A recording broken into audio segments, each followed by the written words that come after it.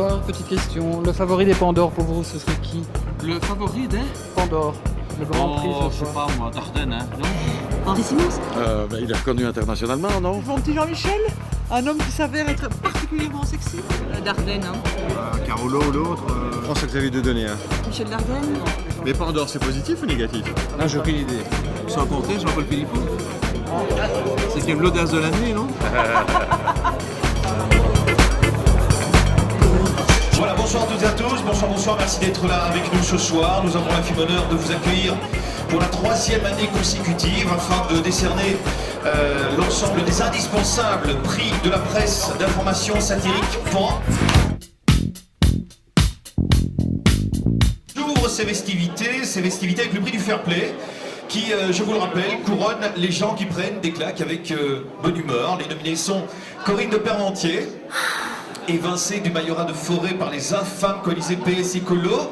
Coco a joué les prolongations sur fond de recours au Conseil d'État en gardant son écharpe de bourgmestre au-delà de l'installation du nouveau conseil communal. Mais comme on s'en voudrait de ne pas être galant, nous l'avons nominé pour son fair play.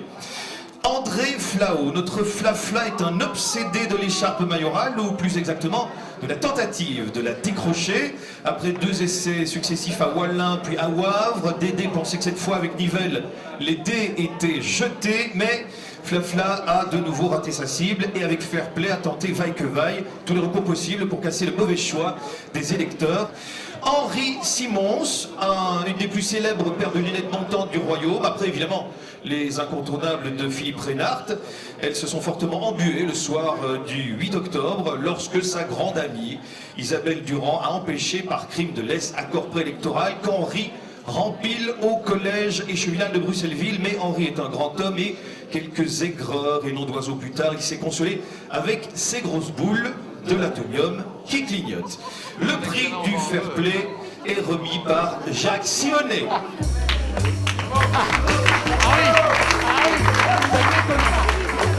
Il s'appelle Barbaro, mais je peux lire mais... Et vous ne lirez pas parce que c'est assez fabuleux pour ceux qui ont lu Pan, parce que la haie ne lit pas Pan. Mais je ne sais pas lire, moi, je uniquement les Non, mais dessins. c'est bien. Donc, Enfin, notez que si je ne sais vraiment la pas lire, je suis un lauréate politicien. est Alors, quelqu'un qui n'était pas nominé dans le Pan de la semaine dernière. Hein. Donc je vois qu'il y avait Flao, il y avait Simons et il y avait... et il y avait... Non, pas Corinne. Non, il n'y avait pas Corinne, il y avait qui d'autre Il y alors avait Joël. Il y avait Joël Milquet. Oui, c'est vrai. Et donc je me réjouissais déjà par avance de pouvoir soit en taper une à Flao, soit à Joël, soit Soit aux deux.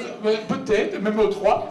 Donc Henri, bon, il est là, je l'ai vu, donc on le remercie d'avoir pour une obole, un salaire de misère accepté d'aller astiquer à la demande de Freddy les boules de l'atomium. Joël, n'en parlons même pas, puisque elle a décidé aujourd'hui, enfin en tout cas c'est ce que j'ai lu dans le soir, de ne plus faire de show, mais de faire la politique de fond, donc c'est très bien. Donc ceux qui avaient prêté à Joël et à Elio le divan rouge pour la Libre Match il y a 2 ans peuvent le revendre, qu'on se le dise. Et donc, effectivement, la nominée ce soir est Corinne de Permentier. Viens ici, mon petit chat. Elle m'a dit d'aller siffler là-haut sur la colline, de l'attendre avec un petit bouquet d'églantiers. J'ai cueilli des fleurs et j'ai sifflé tant que j'ai pu.